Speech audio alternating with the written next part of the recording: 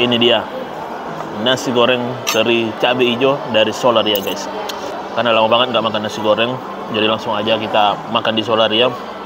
Karena menurut saya nasi goreng Solaria masih yang the best sampai saat ini. Dia yang saya pesan nasi goreng teri cabai hijau. Harganya itu 40.000 guys. Langsung aja kita makan. Bismillah. Top. Wah, terinya mantap, banyak banget.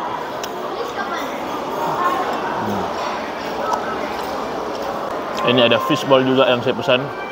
Harganya 19.000 guys.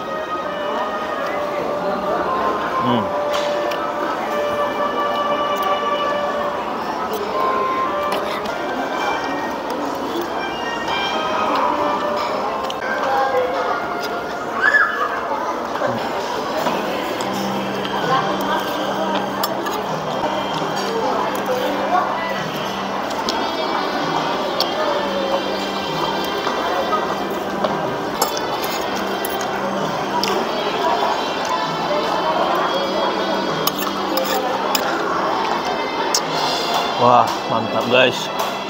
Pedasnya mulai terasa.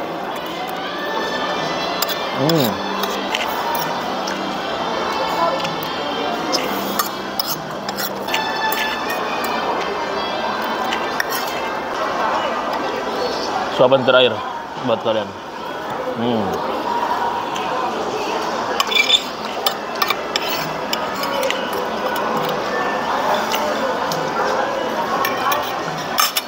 Alhamdulillah.